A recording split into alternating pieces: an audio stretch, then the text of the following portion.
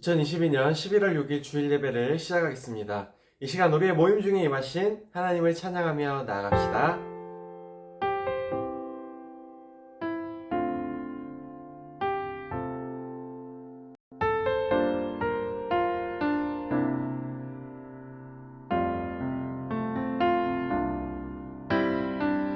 형제의 모습 속에 보이는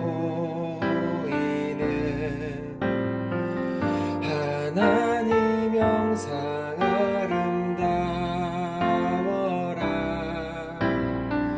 존귀한 주의 자녀 됐으니 사랑하며 섬기리. 자매의 모습 속에 보이는 하나님 영상 아름다워라. 존귀한 주의 자녀 됐으니 사랑하며 섬기리. 우리의 모임 중에 임하신 하나님 영광 아름다워라. 존귀한 왕이 여기 계시니 사랑하며 섬기리. 사랑하며 섬기리. 우리와 함께 하신 하나님께 마음과 뜻을 다하여 예배하며 나아갑시다. 하나님은 영이시니 예배하는 자가 영과 진리로 예배할지니라. 전능하사 천지를 만드신 하나님 아버지를 내가 믿사오며 그 외아들 우리 주 예수 그리스도를 믿사오니 이는 성령으로 잉태하사 동정녀 마리아에게 나시고 본디오 빌라도에게 고난을 받으사 십자가에 못 박혀 죽으시고 장사한 지 사흘 만에 죽은 자 가운데서 다시 살아나시며 하늘에 오르사 전능하신 하나님 우편에 앉아 계시다가 저리로서 산자와 죽은 자를 심판하러 오시리라. 성령을 믿사오며 거룩한 공예와 성도가 서로 교통하는 것과 죄를 사하여 주시는 것과 몸이 다시 사는 것과 영원히 사는 것을 믿사옵나이다. 아멘.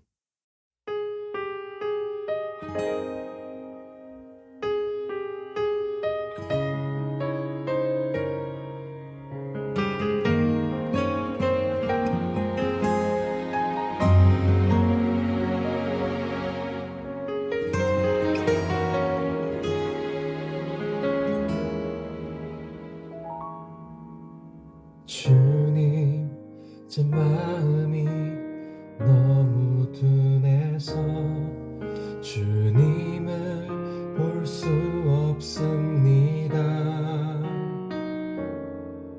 이 땅에 속하여 이 땅만 보다가 주님 손을 놓쳤습니다. 만나 그네로 왔는데 왜 주저앉게 되었나. 나는 정직인데 언제부터 내 삶의 주인이 되어버렸나.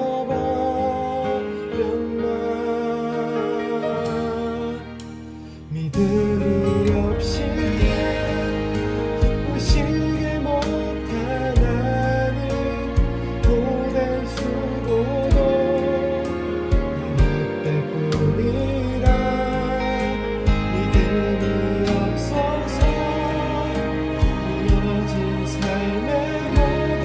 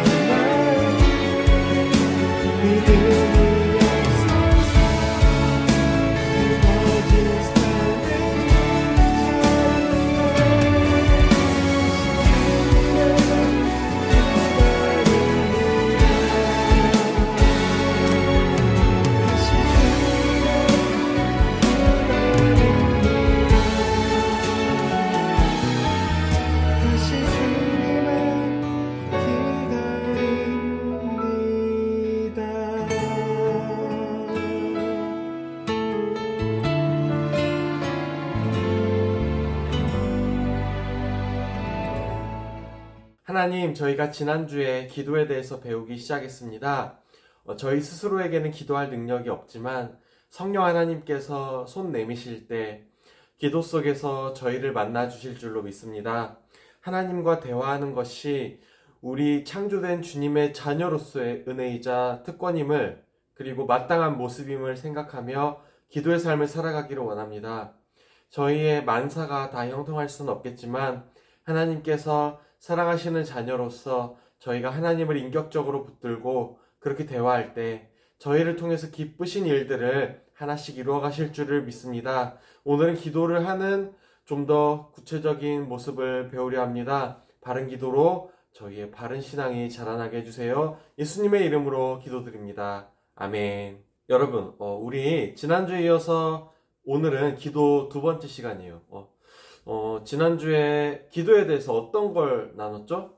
먼저 우리는 우리 스스로에게는 기도할 능력이 없기 때문에 성령 하나님께 기도할 수 있게 요청해야 한다는 거였고요. 또 하나는 그렇게 간구하면서 하나님께 우리의 마음을 밝혀달라고 구해야 그렇게 기도를 통해서 우리의 인격이 하나님을 닮아가게 된다고 했어요. 이 두 가지를 잘 마음에 간직하면서 오늘 다음 이야기로 넘어가 보려고 해요. 자, 기독교에만 기도가 있을까요? 아니면 기독교인만 기도를 할 수 있는 걸까요?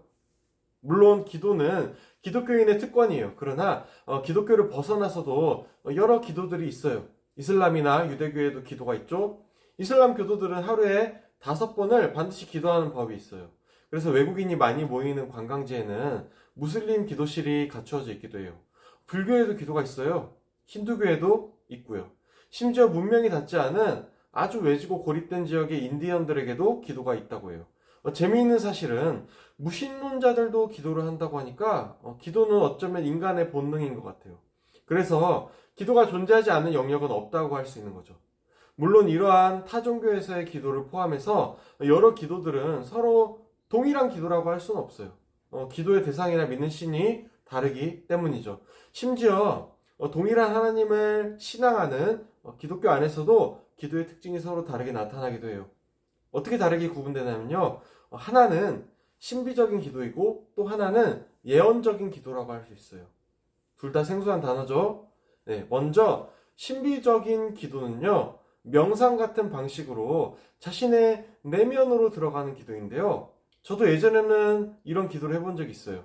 조용한 자리에서 아무 말도 하지 않고 가만히 내면에 집중하면서 모든 잡념을 내려놓는 방식이었는데요. 이렇게 하니까 불안했던 마음이 아주 편안해지고 시간 가는 줄도 몰랐어요. 그런데 저는 이런 신비적인 기도를 몇 번 하다가 그만뒀어요. 왜냐하면 이런 기도가 하나님의 뜻을 찾거나 나의 인격이 변화되는 것과는 아무런 상관이 없다는 걸 깨달았기 때문이에요. 제가 조금 전에 신비적인 기도 말고 또 어떤 기도 있다고 했죠? 네, 예언적인 기도가 있어요. 이거는 우리가 예언을 한다는 의미보다는요, 성경에 있는 예언자들이 했던 기도의 방식을 가리키는 건데요. 성경의 예언자나 선지자들은 하나님께서 주신 은혜에 전적으로 의지하는 기도를 했어요. 인간인 나 자신은 너무나 죄인이고 그럼에도 하나님께서 은혜를 베푸셨기 때문에 하나님과 대화하며 하나님께 가까이 가는 감사와 회개와 고백의 기도인 거죠. 우리는 여기서 우리가 얻을 수 있는 기도의 방법을 생각해 볼 수 있어요. 성경의 예언자들은요, 하나님께서 주신 환상이나 음성을 듣고 거기에 반응하면서 하나님께 기도했어요. 그러면 지금의 우리도 하나님의 환상이나 음성을 구해야 할까요? 이거는 사실 차이가 있는 문제인데요. 제가 지난주에 성령 하나님께서 우리에게 말씀하시고 가르치신다는 그 증거가 어디에 있다고 했죠? 네, 성경 말씀에 있다고 했어요. 성경 말씀은 오로지 성령 하나님께서 성경 저자들에게 의도하시고 가르치신 대로 쓰였다고 했어요. 그래서 성경이 아직 쓰이고 있던 시대에는 선지자들에게 하나님께서 직접 환상을 보이시거나 음성을 들려주셨지만요. 지금 21세기에 살고 있는 우리에게는 그 기록된 말씀이 우리에게 성경책으로 주어졌기 때문에 성경 안에서 하나님의 음성을 얻을 수 있는 거예요. 오늘 설교에서 이거 하나만 기억해도 좋을 것 같아요. 말씀에 있는 보화를 기도로 캐내자. 뭐라고요? 성경 말씀에 숨겨져 있는 보화를 기도로 캐내자고요. 말씀을 먼저 읽고요. 그 말씀에서 하나님께서 나에게 주신 음성이 무엇인지 그 보화를 기도를 통해 발견하는 거예요. 이게 아무것도 아닌 것 같고 되게 건조한 얘기로 들릴지도 모르겠지만요. 실제로 제가 겪은 사례를 잠깐 나눠볼게요. 한 번은 학교 수업을 마치고 집에 돌아오는 길이었어요.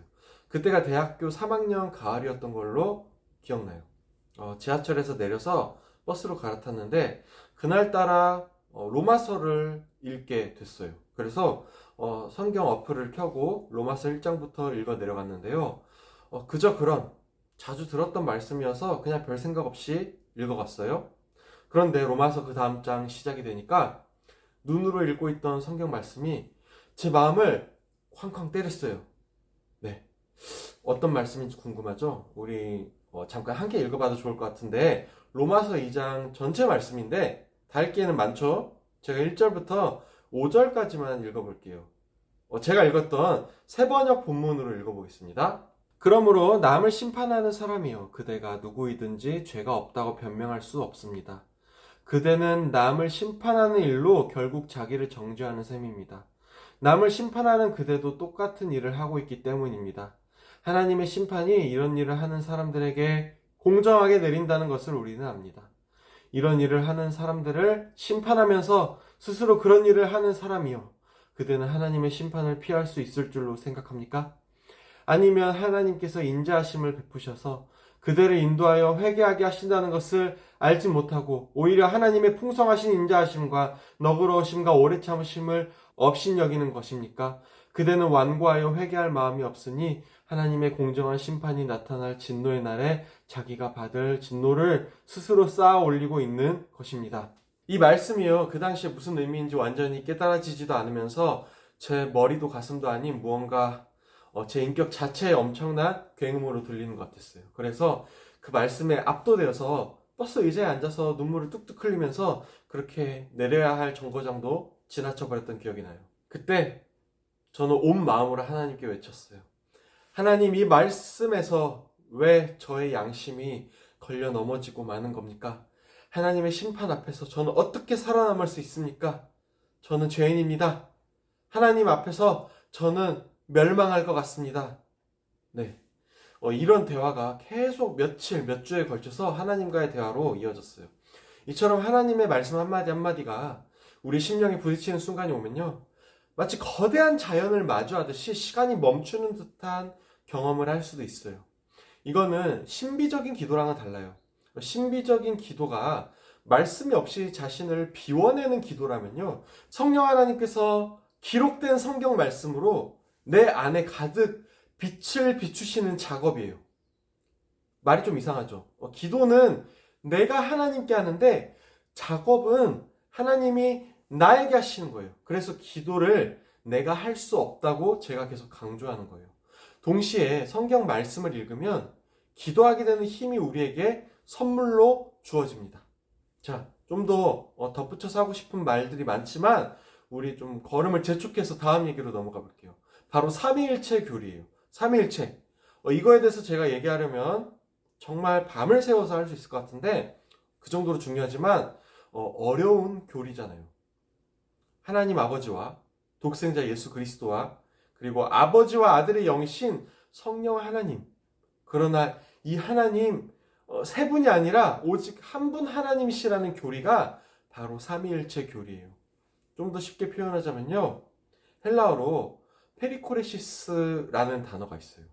마치 강강술래를 하듯이 바람개비가 돌아가듯이 원형으로 빙글빙글 도는 춤을 추는 모습을 페리코레시스라고 하는데요. 삼위일체 하나님의 관계를 그나마 쉽게 이해할 수 있는 단어인 것 같아요. 그런데요, 기도는 그런 삼위일체 하나님 안에서의 관계가 우리에게도 전해진 과정에서 주어진 거예요. 요한복음에 보면 17장 21절에 이런 구절이 있어요. 함께 잠깐 읽어볼까요? 아버지여, 아버지께서 내 안에 내가 아버지 안에 있는 것 같이 그들도 다 하나가 되어 우리 안에 있게 하사 세상으로 아버지께서 나를 보내신 것을 믿게 하옵소서. 자, 이 구절은요, 예수님께서 하나님 아버지께 드리는 기도이자 대화인데요. 이게 삼위일체의 흔적이에요. 아버지께서 내 안에, 내가 아버지 안에 있는 것 같이 라는 표현이 바로 삼위일체 하나님의 성격을 나타내는 거죠. 삼위일체 하나님 안에서의 완전하고 완벽한 사랑이 아버지가 아들 안에, 아들이 아버지 안에 있게 되는 건데요. 이런 구절이 요한복음에 정말 많이 나와요. 요한복음 14장 20절인데요. 또 제가 읽어볼게요. 그날에는 내가 아버지 안에, 너희가 내 안에, 내가 너희 안에 있는 것을 너희가 알리라. 자, 하나님 아버지와 아들 예수님의 관계가 이제 너희가 내 안에, 내가 너희 안에 있다라고 하시는데요. 삼위일체 하나님 안에서의 사랑이 이제 우리에게도 선물로 허락된 거예요.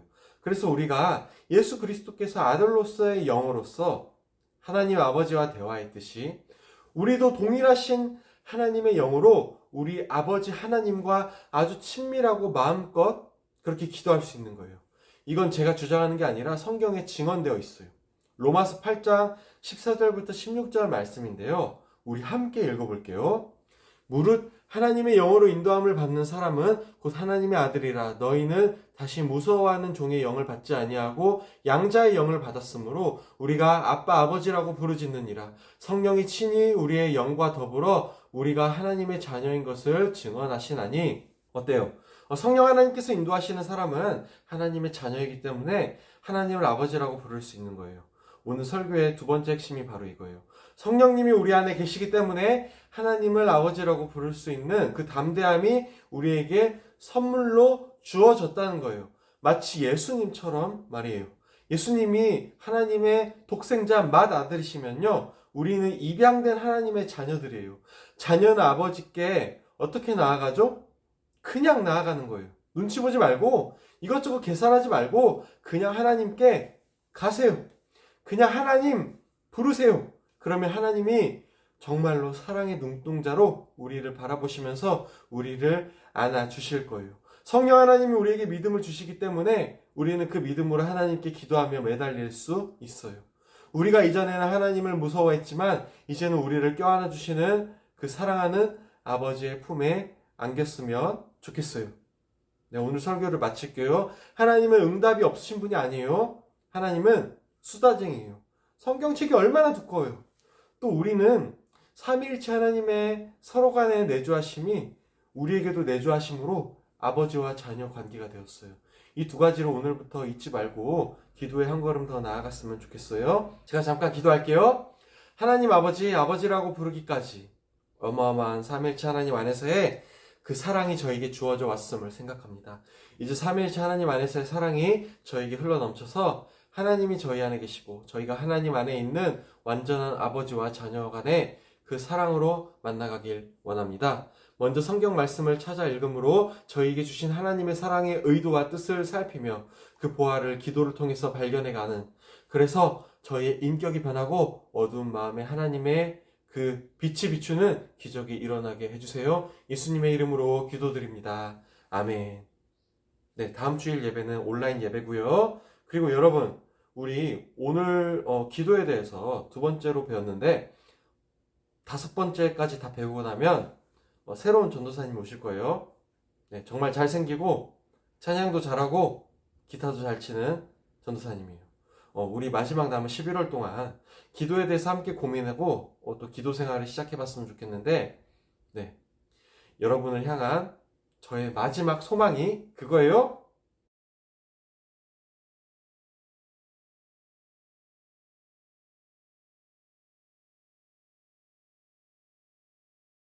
자, 이 형식에 따라서 기도문을 짧게라도 작성해보고 그걸 저에게 보내주세요. 그럼 주기도문으로 예배를 마치겠습니다. 하늘에 계신 우리 아버지여, 이름이 거룩히 여김을 받으시오며 나라가 임하시오며 뜻이 하늘에서 이루어진 것 같이 땅에서도 이루어지이다. 오늘 우리에게 일용할 양식을 주시옵고 우리가 우리에게 죄 지은 자를 사하여 준 것 같이 우리의 죄를 사하여 주시옵고 우리를 시험에 들게 하지 마시옵고 다만 악에서 구하시옵소서. 나라와 권세와 영광이 아버지께 영원히 있사옵나이다. 아멘.